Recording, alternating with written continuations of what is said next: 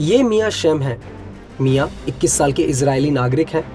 Hamas ने करीब 2.5 महीने से मियां को बंधक बना रखा था।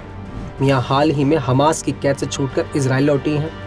जब उनसे पूछा गया कि इन 2.5 महीनों में उनके साथ क्या क्या हुआ, उसे बताते हुए मियां फफक कर रो पड़ी। उनके आंसू थमने का नाम नहीं ले रहे थे, लेकिन उन्होंने खुद पर काबू पाया और हमास से क्रूर व्यवहार के बारे में खुलकर बताया। हमास ने 2.5 महीने में उनके साथ कैसा सलूक किया, कहाँ और किस हालात में रखा, इसे लेकर मियां ने एक इंटरव्यू में आप बीती सुनाई। मियां ने बताया, जब हमास ने हमला किया तब मैं नोवा म्यूजिक फेस्टिवल में थी। हमला होते ही मैं अपनी दोस्त के साथ कार में छिप गई। मैंने भागने की कोशिश भी की, लेकिन हमास के लड़ाकों ने फायरिंग करके कार के टायर पंक्चर कर दिए। मैं फायरिंग में तो बच गई, लेकिन कुछ गोलियां मेरे हाथों पर आ लगी। मैं जमीन पर गिर गई। हमास के लड़ाके मेरी आंखों के सामने मेरी दोस्त एलिया को उठा ले गए, जिसका शव इजरायली सेना को इसी महीने गाजा में मिला। हमले के दौरान हमास आतंकी किसी भी घायल व्यक्ति पर गोली चला रहे थे। मैंने इससे बचने के लिए मरे होने का नाटक किया, लेकिन तभी मैंने जलती हुई कारों के बीच एक आदमी को देखा।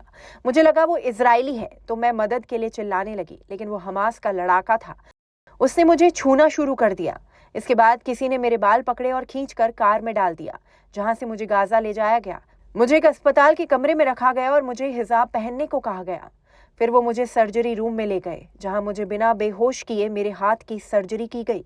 मैं दर्द से करा रही थी। जिस व्यक्ति ने मेरी सर्जरी की उसका कहना था मैं जिंदा घर नहीं लौट पाऊंगी। इसके बाद मुझे हमास के लिए एक वीडियो रिकॉर्ड करने के लिए कहा गया। मुझे बताया गया कि वीडियो में मुझे हमास की तारीफ करनी है, कहना है कि गाजा में मेरा ख्याल रखा जा रहा है। बंधकों का यही वो वीडियो था जो हमास ने सबसे पहले जारी किया था। गाजा में शुरुआत में मुझे एक घर में रखा गया था। वहाँ मुझे ऐसे रखा गया जैसे मैं किसी चिड़ियाघर की जानवर हूँ। कैद के दौरान मैं खुद ही अपना घाव साफ करती थी और पट्टी बांधती थी। मुझे सबसे ज्यादा रेप होने का डर था। गाजा के परिवारों को हमास कंट्रोल करता है। वहाँ बच्चों को पैदा होने के बाद से ही सिखाया जाता है कि इजराइल फिलिस्तीनियों का है और उन्हें यहूदियों से नफरत करनी है। इस दौरान मुझे अलग अलग घरों में रखा गया। मैंने एक बार हमास के लड़ाकों के लिए खाना भी पकाया, जिसके बाद से वो मुझे बेहतर ढंग से देखने लगे। वहाँ खाना देने वालों की इज्जत थी। हमास की कैद से रिहा होने से 4-5 दिन पहले मुझे एक सुरंग में भेजा गया। वहाँ बाकी बंधक भी मौजूद थे। मुझे यकीन नहीं था कि हमें छोड़ा जा रहा है। जब मैं आईडीएफ की गाड़ी में बैठी और इजरायली बॉर्डर में दाखिल हुई, तब मुझे इस पर यकीन हुआ।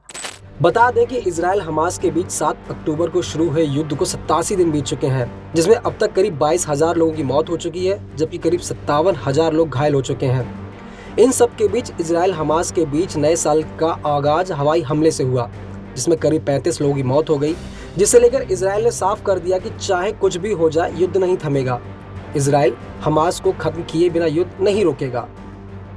इस खबर के बारे में आपका क्या कहना है, कमेंट करके जरूर बताएं और ऐसे ही वीडियो के लिए बने रहिए न्यूज़ 18 इंडिया ओरिजिन्स के साथ।